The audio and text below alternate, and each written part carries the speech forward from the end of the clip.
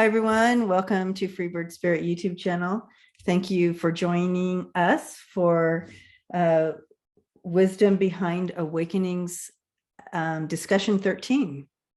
1-3, yes. 1-3. Wow. Okay. And I am looking forward to today. I'm very passionate about this, and I'm wearing a t-shirt that will kind of backing that up. And so Masa Amini in Iran, and she's the one that passed at 22. She was murdered by the morale police because her Ajabi or it was not on perfectly correct, so she was beaten to death. And so yeah, so voices. And so today we're going to be talking about our voices and being able to speak, and a little bit of a history and where we've come and where we may be going, and what as we learn and stepping into the awakening and opening our voices up. So I hope at the end of this, you all want to get out in the street and just shout and go, yes. So speaking with your power, right, Chrys? So you all know Chrys, and here we are. Yeah, they do now. People say hi to me that I never met before. So I was like, oh, hi. Oh, nice to meet you. Yeah, okay. Yeah. Yeah. I guess the one thing I want to say to everyone, you too, which is, as women, you come from a long line of really strong, moral, powerful women who have been fighting for justice forever. And many of them have sacrificed their lives. Mm-hmm. Oh God, yeah, Hypatia just came in. You did Hypatia in the Women's Empowering Women. She's one of my faves. And here was this woman from Alexandria, Egypt, right? She was the inventor of distilled water. She was a mathematician. She was a genius. She was an orator. And her close friends were in the government at that time. And she would go and give speeches in the public arena, right? She'd come in on her chariot and give speeches, and she had a huge following. And the church, because we're going to talk a lot about the church in this series, but the church, remembering that it's not about what the church has been about, is trying to claim power over spirituality. I'm claiming that I know God best. I'm claiming that I know how to worship God best, right? That's the thread that runs through all of these religions, not all of them, but we are the only way. We are the only way. We are the only truth. Yeah, we're the only ones who are close, the only ones who know the real story, the only ones who have the right interpretation of the Bible. I mean, it goes on and on and on. Mm-hmm. So, and we both have our own histories with all that. That the Hypatia was doing what she was doing, highly regarded, huge following, really smart, writing. She wrote all sorts of books. The church was just really taking hold. So a group of fanatical monks from that period, on her way in to teach one day, they pulled her off of her chariot. They dragged her into a space that I think was like a chapel or something. They stripped her. They dismembered her. They scraped her bones with oyster shells. They did all of that stuff to try and silence her. To silence her. They did silence her. It was horrific. She died before she left her body. Of course, we picked that up. But, I mean, before they really did something to her body. But the writings she had, and then they burned down the library in Alexandria. to try and destroy her words. So Now, oh my gosh, yeah. she's emblematic. She's not it. She's emblematic of a whole lot of women who have stood up to power. Mhm. And I think what we've seen, I mean, we're seeing, there's so much to say about this, but I thought the backlash from the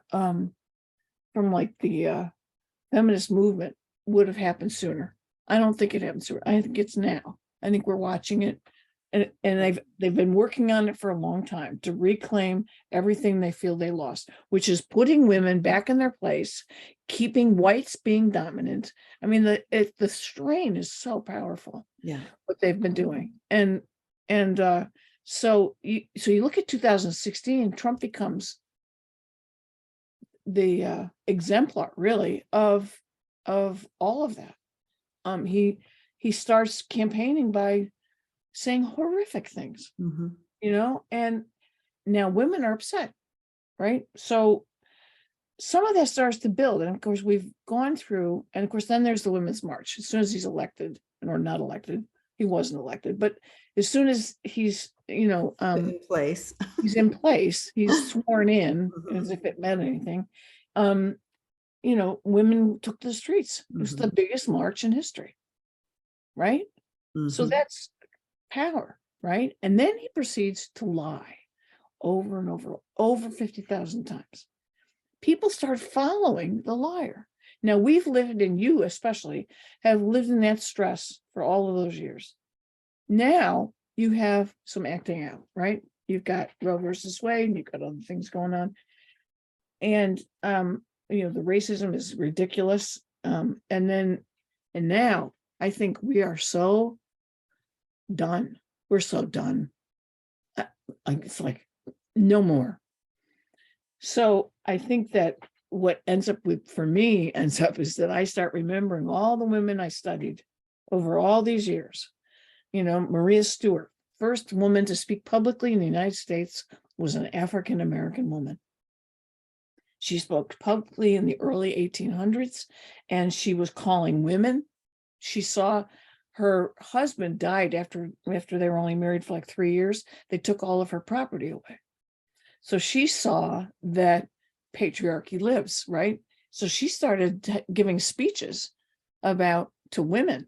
And then she started giving speeches to freed African-American men, saying, get to work. Come on, stand up. Don't let that haunt you. Take power, be powerful. They tried to kill her many times. She didn't speak it publicly for very long because they wanted to kill her. Right. They wanted to silence her. But regardless, I mean, think about it. I mean, just the women empowering women, the number of women you've talked about who spoke truth to power or just did something. They just acted. They showed up.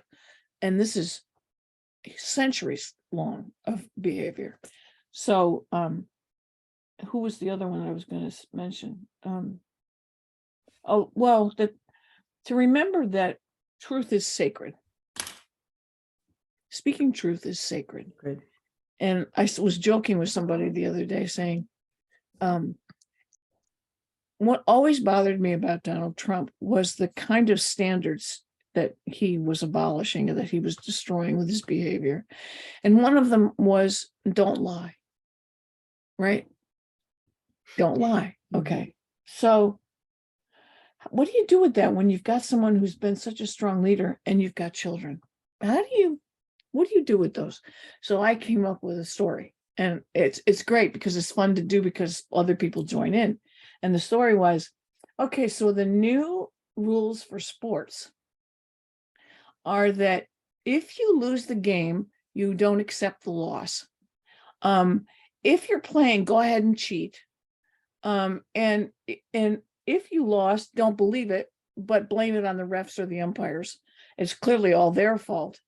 And so, you can brainstorm from there about how that becomes the value system that people are supporting without realizing it, or maybe they are supporting it and actually destroying all those sacred values we've all held dear. Be kind to one another, do unto others, they would do unto you, that, or you do that, what was it? Do unto others as they Others, would do unto you. Yeah. do to them what you, anyway. No, see, we've got it backwards, right? Do unto others. Others, Wait, as they as you would want them to do to you. yeah, as you would want There them you to go. do. There you go. Yes. Okay, so yeah, that fires me up. That's there's so much here, and you've got Ruth Bader Ginsburg sitting on your desk, and I mean, these are people. The word is patriarchy. The word is patriarchy. It has not always been there. Mhm. You're looking for Ruth? I was looking, but I was just this piece of paper. In my mind, I'm like, oh, get that piece of paper. The divine feminine is the divine feminine as maiden mother. The triple moon symbolizes all the aspects of female power, uniting intuition, psychic insight, creative energy, and wisdom and mystery. That's that. So Yeah. I'll just say that, but that's I that. almost bought you a book, and I stopped myself. Never stop yourself on the books. I know. Well, this is a classic, and the reason I stopped myself is I thought you might already have it. It was written in, I think, in the 70s. It's called Witches, Midwives, and Nurses. I do not have that book. Okay, and the authors are Barbara Ehrenreich and Deirdre English. Barbara Ehrenreich, I've heard her give speeches. She's a real champion of women in labor, and she's done really extraordinary things. She's a very strong woman and very smart. And Deirdre is the same way. But this is a book. It was one of those groundbreaking ones where what they showed was that everything women did in Europe, really, when the church was really taking off, healing, midwifery, what am I leaving out? Birth, midwifery, healing, and there was another one. Taking care of sick people, witches, midwives, and nurses. And it's the same stuff you were talking about last Monday. They did burn them at the stake in Europe. So some men too, but they did burn them. So, that book broke ground. It was really, this medical profession has built itself on the patriarchy. It is a patriarchal invention. So, right. Yeah. And that's not to say that everyone in the profession is patriarchal, but, especially, I can't say that, but,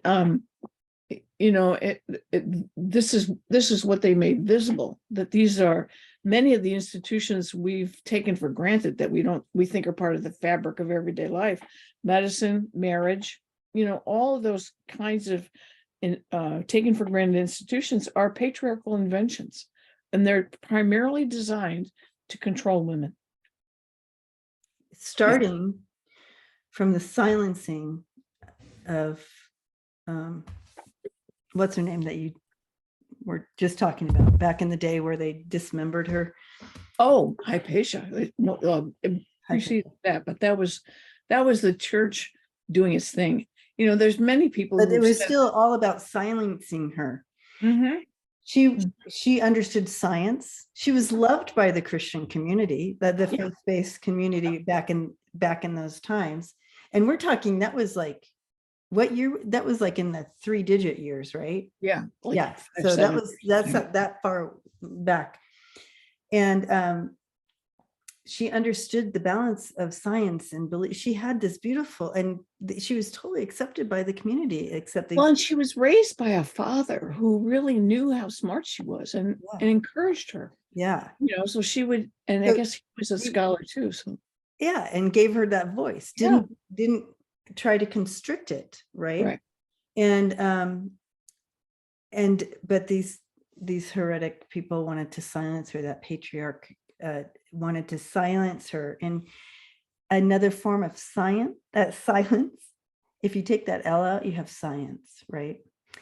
I'm just we're just saying. Or seance. But anyway, so silence. So they silenced her. And just so you know, and it is so tragic what they did to her. It was so appalling and so disgusting. And when we did read on her and talk to her, bring her in, she did say that she left. She had already crossed when they did all the horrible cutting her up and stuff. Yeah. Just, I want to rest assured people, because it is just Well, that was comforting to me when you hear it, because disgusting. we were so taken with her in the 80s that we named the graduate division of women's studies after her. Yeah. And of course, we'd all read her stories and we'd all studied, and but she became sort of the emblem of powerful women who said, "You will not silence me. You will not silence me." And so we have lots of examples coming, through the history of people doing that. And of course, the patriarch always, came in and crushed them down. So this construct was built, and we began to believe it. We were told it over and over again. And you talk about the midwife, the midwife, and all those things. We're both passionate enough about this that it's hard to find the words. It really is, you guys. I'm very passionate. I get the rush is huge. We need our voice, and so we were told we are hysterical, we are sensitive, we are emotional, and I just want to say to that, because a lot of people are like, well, I just got distracted because you had an orb. So well, I had an orb. Yes, you did. Where? So it's over your left shoulder. So that would be. I felt Hypatia when I started talking about her. The female right there. Yeah. Yeah, no, I felt her. I was like, wait a minute. Yes. And I always doubt that stuff for me, not for you, but for me, I'm always like, no, oh, I don't know how many reminders I need. Like a wave too. So it was obvious. So welcome, Hypatia, to this conversation and help us out here. So I want to, and we have this back to the historical, that we're hysterical and we're sensitive and we're emotional and like that. And so they do things like give you the hysterical, you said the hysterical, if you break that down a little bit, it's hysterectomy, right? So again, trying to they use the same syllable. Same syllable. We're gonna take this hysteria out of this person by taking her womb out. So again, these silencing, right? And so we need to break some of these constructs in ourselves, some of the beliefs of why we don't use our voice. Because, we're going to look hysterical, or we're going to look too emotional. And I just want to say, and I want to thank the Generation Z on this. And they're saying, some of the voices I've heard from that generation, they're saying to break that construct and to use our voices and to take back our ground. They're saying, yes, we're hysterical. Yes, we're sensitive. Yes, we're emotional. And so, so when you go with that resistance, because they want, the patriarch wants you to feel like that's not good. You know what I mean? And so, you need to be silenced. You need to speak with a nice soft voice and don't speak up when we're having a conversation, the whole thing, put you in your place. And I've been victim of that. I've been told. I was just going to say, when we go to this Bible study or whatever, don't talk. You're not to talk. Women are not to talk. Well, okay. Or be priests, or what, it goes on and on and on. Yeah. So I remember being told that over and over, and I'm like, okay, yeah, whatever. I didn't even pay attention, but it was a thing. Let's go with the resistance, ladies. Yes, we're hysterical. Yes, we're sensitive. And yes, we're emotional. That is power. That's a power tool that we have. Because and you can have discussions with men, and we can talk about the same subject with a man. Okay. And it's not a bad thing. It's a good, that's why we are, that's why we should work together, because we have this power in us to naturally feel and be passionate about things, where a man has to work on it a little more. And I'm not saying all men, so understand what I'm saying. But in general, that's the way it works. And that's why we work together so well. If we can come together and work as a team, right? Mhm. The male feminine, the yin yang, or however you want to do it, it's supposed to work in tandem and like this. But when they try to crush one side, it's never going to work right? So I always thought that was one of the greatest contradictions. How do you expect men to be attracted to women when they really don't see them as equals? well, yeah. You know, it's like what have we created in this gender system? I mean, I used to teach about this for a very long time. You know, that sense that we raise children, we raise male and female children, and we raise them in a way where we socialize the boys to be a certain way, and we socialize the girls to be a certain way. And then we use language like they're from the opposite sex. What are we doing? Right. What are we doing? Opposite sex. Why would you say your children are opposites? You know, and then right, we're socializing them. Anything you do, he can't do, and anything he does, you can't do, because you're supposed to be opposites. You know, and then of course Yeah, girls don't do that. Boys don't do that. Don't do that. Girls don't do that. Boys. No. Yeah. No. It's you know, we make it seem, but we have enough exceptions. We wouldn't have the rights we have, even as challenged as they are, if there weren't men who got it. So I've always said to myself, a man who really loves women stands with them, not over them, because they respect and love and feel passionate about them, and don't feel like they're threatened when their partner is strong. But look at the examples we got. Look at Paul Pelosi. They've been married for forever, right? She's the most powerful woman, except for Kamala at the moment, but In the free world, yeah. in the US, you know, and look at Kamala, her husband, they're not threatened. You know, it's like, what are we doing? You know, imagine how extraordinary this country would be if all of us had that level of connection and respect for each other. And I think that's what was when Trump started being so, oh God, there's no words, but when he started being so disrespectful of just about everything, it hurt our hearts, you know. It just, I mean, I got so I didn't mind even see his face. It's like, get him off the news. Why do you cover him? It's just, it hurts. It doesn't, it's so violent. It's like every day we were exposed to domestic violence and it wasn't in our house. Exactly. You know, it was just, and we were being violated every time we were being every time. Yeah. And the fact that people stood up with him, you know, it's like even some of the men in my life stood up for him. And I remember one person said, you know, well, we need to change. I said, go out and buy a new pair of jeans. Don't elect this guy. You know, it's like, what are you doing? You know, but of course I've gone through that forever because. Well, again, and that was the narrative that they were building. That was the sound bites. You guys, you people, you want change, don't you? You want change and you want this. And so they put those sound bites and it got into the narrative of into that narrative and built. It was also a reaction to Obama. And right. And so they use that as well. So popular. It's ridiculous. I know. You know, he gives those speeches, and I sat in the living room the other day watching one of them, and I'm crying because he was so good. Yeah. Oh, I know. You know, it's like, it's so nice to see see and experience Obama in on the road right now. I mean, what a relief.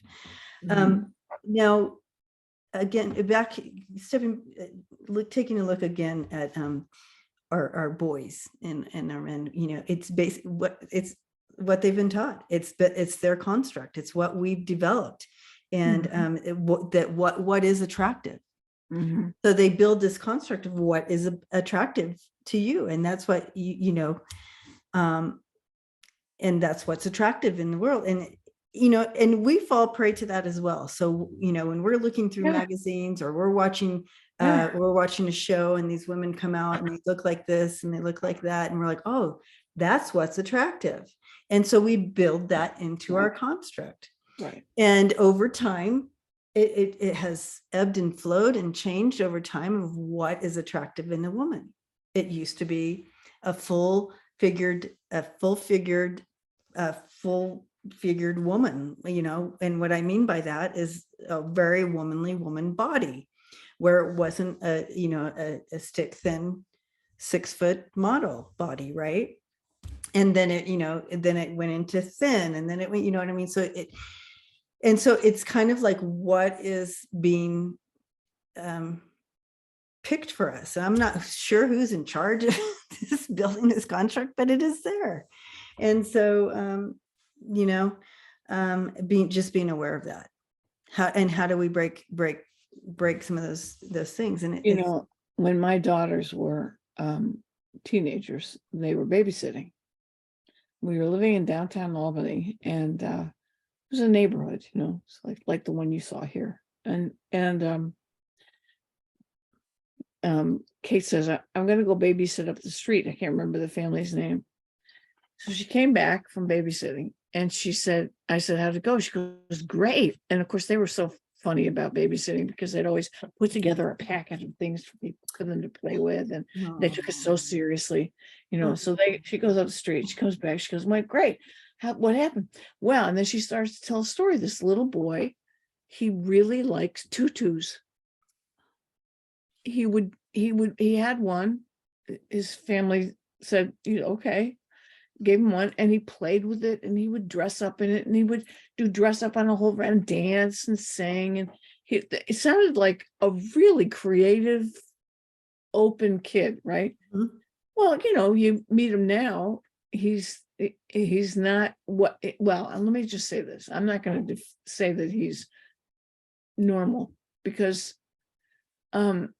every kid should be raised like that. Yeah. And so every kid, it's just, and I was in the middle of writing a book years ago, and I made a column that said, it's just cloth. It doesn't define you. It's just cloth. And remember, that is like, that's also a construct that was built. Right. To identify. So we're going to give pink to girls and blue to boys. And that was built in. Whatever that is. And whatever that is. And that doesn't even make that, it's not even. No, and in Europe, pink is a power color. Men have pink motorcycles. You know, I mean, yeah. I saw it in my own eyes. I'm like going, okay, well, yeah, it's a power color. Yeah. You know, the royalty used to wear pink. So well, but the truth is, it is a power color. Because if you're going by the chakras, well, there's that. Right. There's that. Damn hippie. So I know. So that's how it goes. So we have to recognize the constructs. We have to recognize the narratives that we've taken in and believed as truth for us. But in order for us to take back our voice and really be able to step in and use our voices for change and for step back into our power. You know, I want to say that, because you've talked about this before, that when you have a stroke, some of your voice is taken. Yep. You know, and when you go through what I've gone through with this, you know, cancer thing, you lose your voice. You know, people have said to me, why do you take chemo? It's like, well, they don't give you a menu, you know, they don't say, oh, I'll pick this, that, and the other. You're like, what? and when you were recovering from that experience, you had to regain that. That's right. Right. And then as women, and I told you this before, when I was in graduate school, they were always saying to me, talk. And I wouldn't talk. I was afraid. I was afraid to talk because I was afraid they'd find out I wasn't smart enough. And here you are doing public stuff, right? And you lose words, and I can read your face. You're sitting here saying the same thing to yourself. What are they going to think? So the voice is a really powerful tool. And I guess I want to also say that women generally are not good. I mean, we've gone through this with students for years. I mean, I've really pushed them to find their voice in class. But the reason all this came up is because we're talking about the election tomorrow. Right? I mean, I don't want to lose sight of that. That's what the impetus was like, there's a groundswell here. There's a way in which nobody's really talking about it. There are no signs up on my street. That's the first. And it's almost like there's a silent revolution building. And I don't know, I'm hoping that you guys have all been right about it, that we're going to have this enormous blue wave and women are going to come out in droves and say, don't fuck with us. And I'm hoping that's what that is. But it just made me think a lot about the centuries of women who've stood up and protested, even when they were at great risk. Yeah. So you guys, what is stopping you from going out in the streets and say, don't fuck with us? What is that? What is holding our voice? What is holding your voice back? I encourage everyone to really take inventory and check out these constructs, check out these narratives that we have held on to, and it could be something like what Chrys was saying in regards to I didn't talk because I then they'd know that I was stupid. So in which she's obviously 100% not, but that's what she felt. That was the narrative she held on to. What is your narrative? What is holding your voice down? What's stopping your voice? And take a look at that. And we're not saying that in whatever way you want, but we just want you to be free and step into your own empowerment. It doesn't mean you're going to get out there and get on a mic and say, don't fuck with me, but living your life that way, living your life with, I am an empowered, beautiful woman, and just living your life that way. That is using your voice.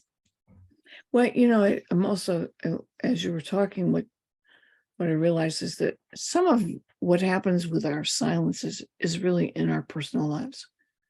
It's really in the small spaces. The male partner who speaks for you. I was always fairly convinced that one of the reasons I grew up gay was because I said to myself, I'm never going to be with a guy because everybody talks to the guy, nobody talks to me. I don't think that's why, but you do. No. You believe what do you want? No, but that was really what I thought. And my dad was a very powerful man, very smart, the good news is he was a very gentle man, although he was also sexist, but his voice dominated because he was so articulate. And but watching how he was with my mom really had a big effect on me, where I was like, yeah, I don't want to do that. I had a guy ask me to marry him, and I never even spoke a paragraph to him. We dated for months. He was never interested in me talking. He always would pick me up and he'd talk nonstop. He'd drop me off, and then he said to me one day, I think we should get married. I was like, yeah, that'll never happen. That was the first words out of your mouth. I was like, that was the first time you ever heard your voice. No, that'll never happen. Yeah. Yep. So a lot of us in our generation can look back to our male dominated household where, they were in charge. Oh, BB. Do you want me to pause? It means my sister just arrived. That's all right. Let me mute. Oh, okay. So a lot of you will remember in our generation, the male dominated homes, and the dinner had to be on the table at this certain time, and you could see that the oppression of not only the voice but the woman, right, in all of that. So those are some constructs, those are some narratives that are stuck back in there.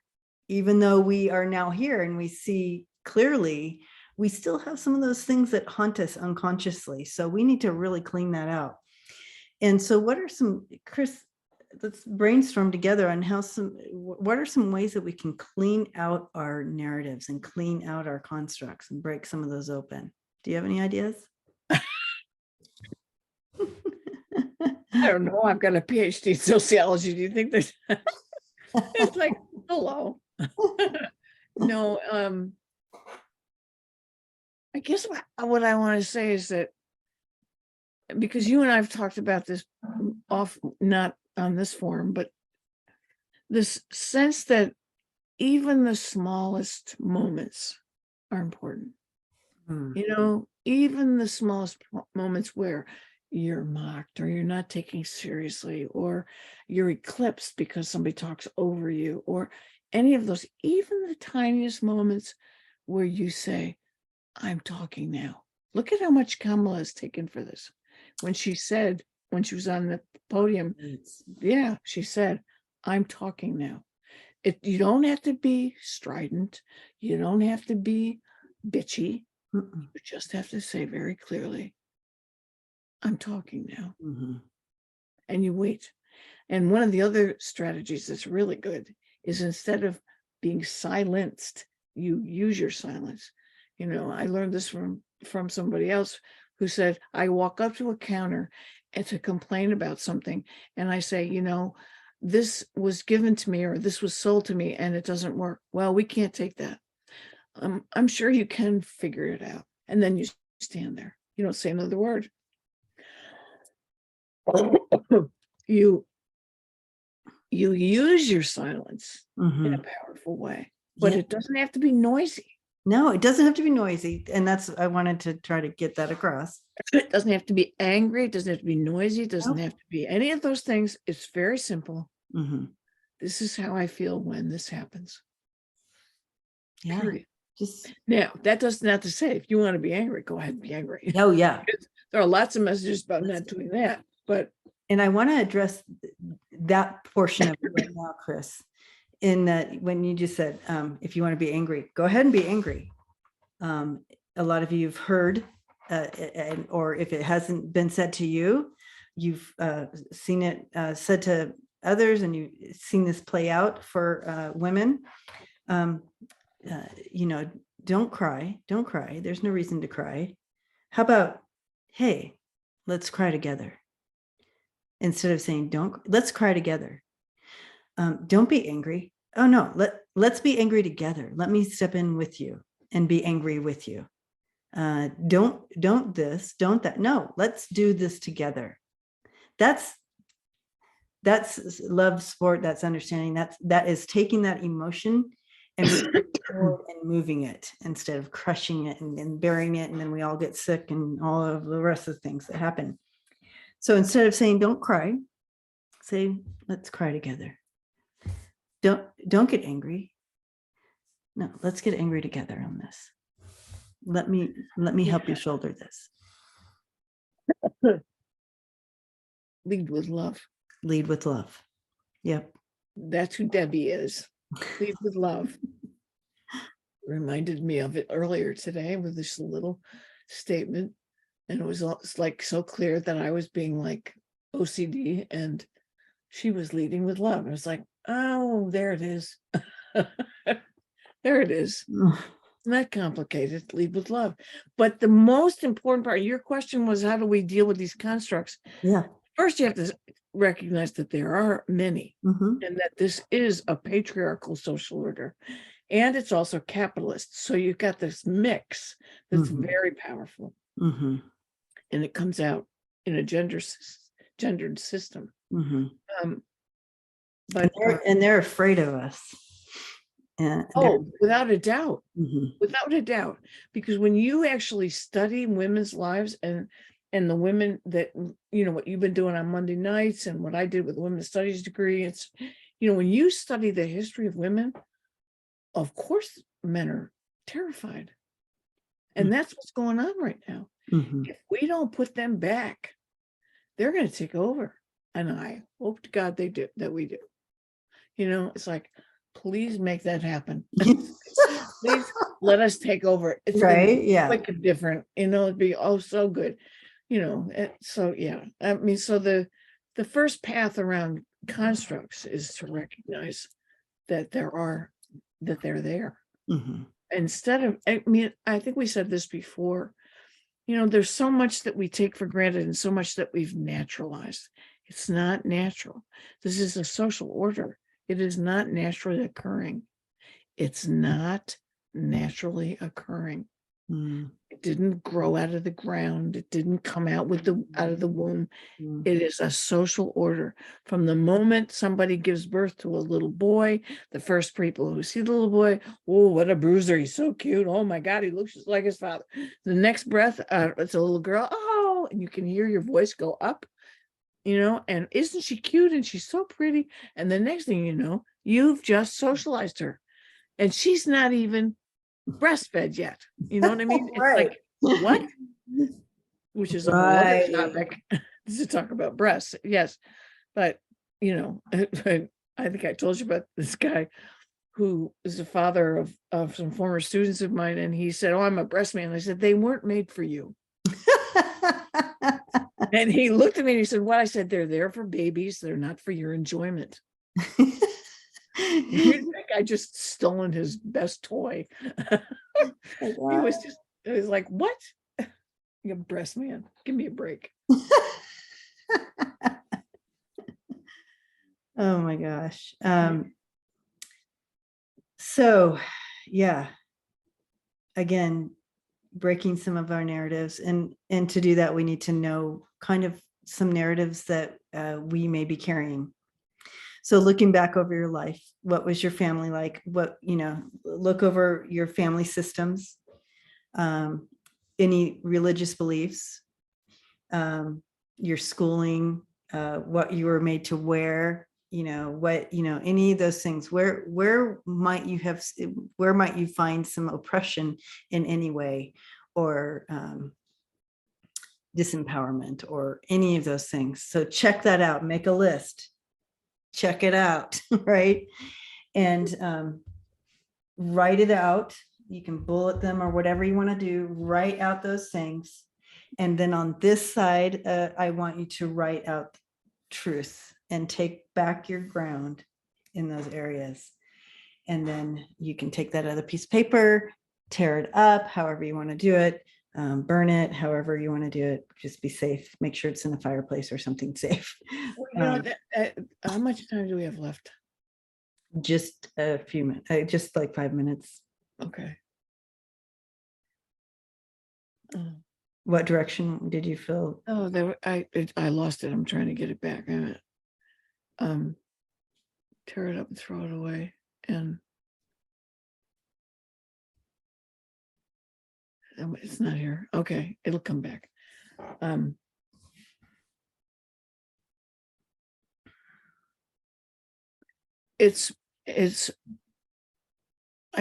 want to reinforce the fact that this is a social order.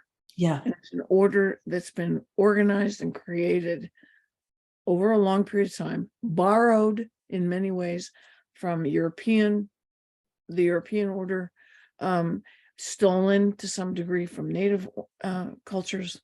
But because it was created means you can continue to create it, means you can continue to change it, continue to understand how it works. There's a reason you feel certain feelings. Your feelings have been organized. Your cultural institutions teach us what to feel. They teach us what to think. They give us perspective. We think they're right. I mean, like right and wrong, like what you were just talking about, the sense that when you don't feel good about yourself, you're afraid you're not going to be right, because you learned that not being right carries certain cultural weight to it, right? So, yeah, and so so I guess what I really want to say is it's much more than family or religion. It's much more. Yeah, it goes deep, but let's start somewhere. Yeah, but what you deal with in a daily way is the way education's been organized, the way the government's been organized. All those things.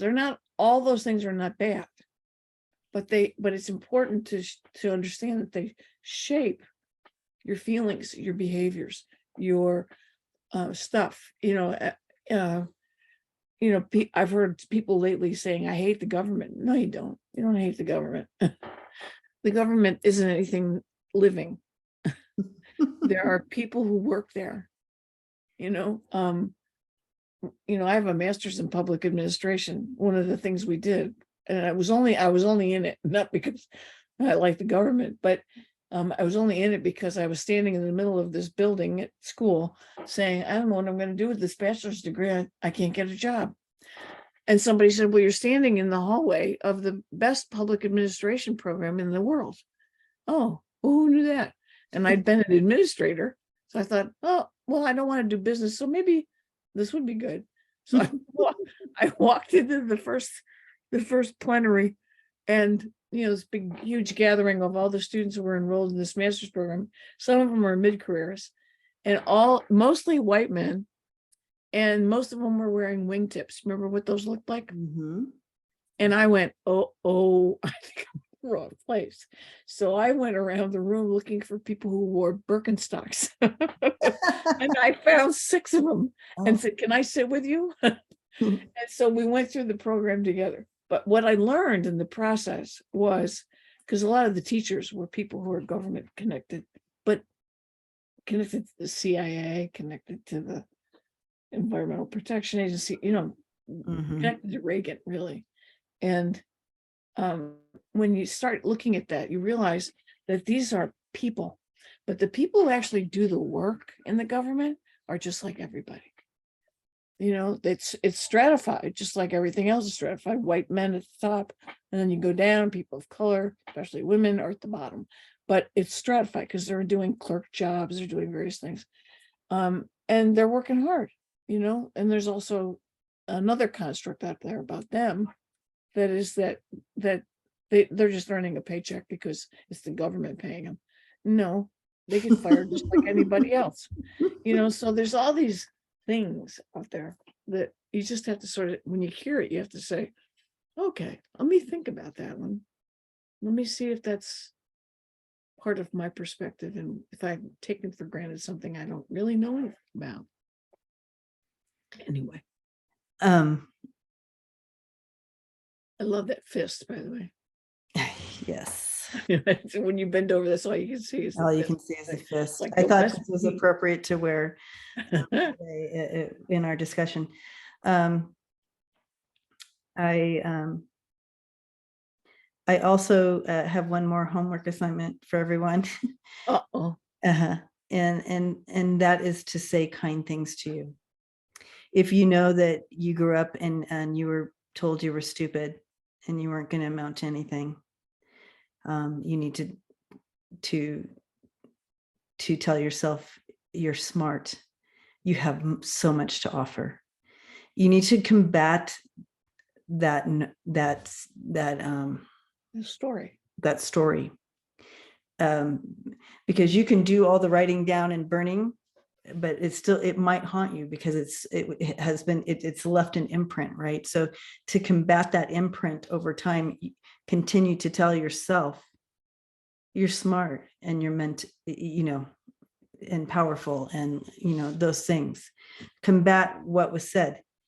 Tell your sisters who, and I don't mean I'm not saying blood sisters. Tell your sisters how beautiful and powerful they are, and how smart they are, and whatever it is, continue to speak out for each other, and especially for yourself. And so I want to leave you with that as you step into your voices, as you step into your power, and take your voices back and use it, and be hysterical, be sensitive, be emotional. So we love you guys. And Chrys, thank you again for such an amazing discussion. Love you. And we love you guys. And we'll see you the next time. Peace out. Peace out.